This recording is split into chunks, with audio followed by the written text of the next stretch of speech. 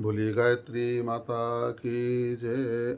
आइए गीता चिंतन में आज हम अध्याय 12 श्लोक नंबर 5, 6 और 7 का चिंतन करते हैं, जिसमें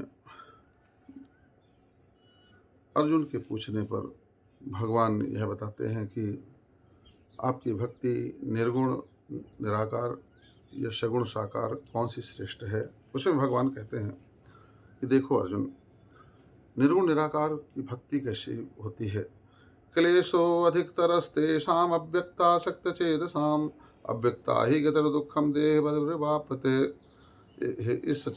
उन सच्चिदानंद घन निराकार ब्रह्म में आसक्त चित्त वाला पुरुषों के साधन में परिश्रम विशेष है, क्योंकि देहाभिमानियों द्वारा अव्यक्त विषय की गति दुखपूर्वक प्राप्त की जाती है।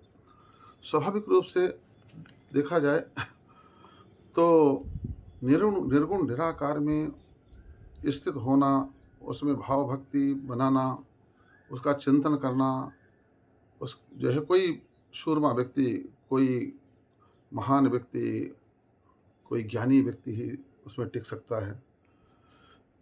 अन्यथा इसमें जो है क्लेश अधिक होने का तात्पर्य है उसमें कठिनाई से उसको प्राप्त किया जा सकता है, क्योंकि स्वाभाविक रूप से हमारा जो है देह में अभिमान होता है। हम देह में स्थित होते हैं। देह अभिमान होने के कारण हम देह को ही जानते हैं, आकार को ही जानते हैं, और उस आकार में स्थित होना बड़ा आसान हो जाता है। किसी भी वस्तु को आकार से देखना और देख करके उसका चिंतन करना, मनन करना आसान होता है, मगर जिसको हमने कभी देखा ही ना हो और उस पर स्थित होने के लिए तो हमें बहुत प्रयत्न करना पड़ता है, बहुत प्रयास करना पड़ेगा। तब जा कर के वह जब हम घोर तप करेंगे, ध्यान करेंगे, योग करेंगे, तब कहीं जा कर के भगवान का वह निर्गुण निराकार स्वरूप हमें कहीं दिखाई समझ में आएगा, एहसास होगा। मगर वहीं जो सगुण साकार भगवान का रूप होता है, वह हमारा बनाया हुआ होता है, हमारा आकार दिया होता है, हमारा रूप दिया होता है, इसलिए वह आसानी से पकड़ में आ जाता है, उसका ध्यान भी आसानी से हो जाता है। ये तो सर्वाणि कर्माणि मयि सन्न्यस्य मत्पराः अनन्येनैव योगेन मां ध्यायन्तो उपासते। तो परंतु जो मेरे परायण रहने वाले भक्तजन हैं, संपूर्ण कर्मों को मुझ में अर्पण करके सगुण स्वरूप परमेश्वर का अनन्य भक्ति योग से निरंतर चिंतन करते हुए भजते हैं। जो व्यक्ति भगवान के सगुण स्वरूप का, आकार का जो है चिंतन करता है, ध्यान करता है और उनका भजन करता है, पूजन करता है, तो ऐसा व्यक्ति जो है भगवान कहते हैं ऐसा व्यक्ति जल्दी मेरी भक्ति में स्थित हो जाता है, और फिर मैं उसको इस संसार सागर से जो है पार भी करने वाला होता हूँ।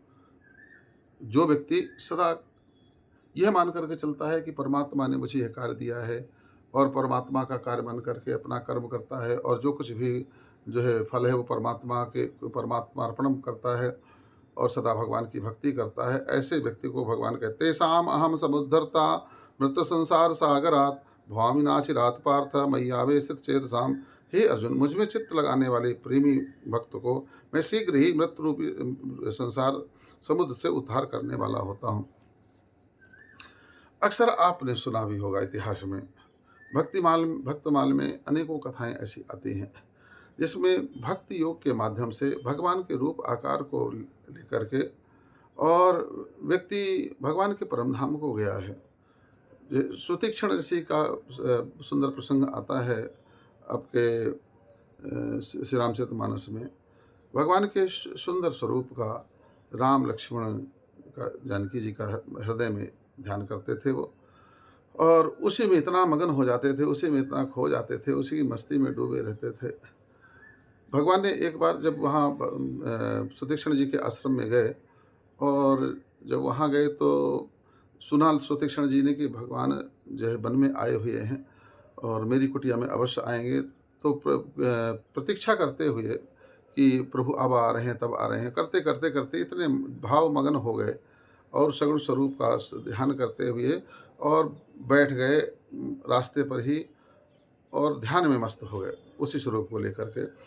तब भगवान स्वयं आते हैं और आकर के देखते हैं कि जो है मेरा भक्त तो भक्ति में मस्त है।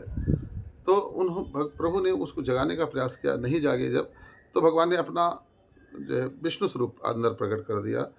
तो वो व्याकुल होकर के उठकर जो है आँख खोल दी और भगवान को सामने देखा। तात्पर्य ये है कि जिस स्वरूप को आप ध्यान करते हैं और तो वह स्वरूप आसानी से आपकी पकड़ में आ जाता है सगुण साकार भक्ति में। इसलिए भगवान कहते हैं जो ऐसी भक्ति करता है, मैं उसको इस संसार सागर से उसका उद्धार करने वाला होता हूँ। बोलिए गायत्री माता की जय।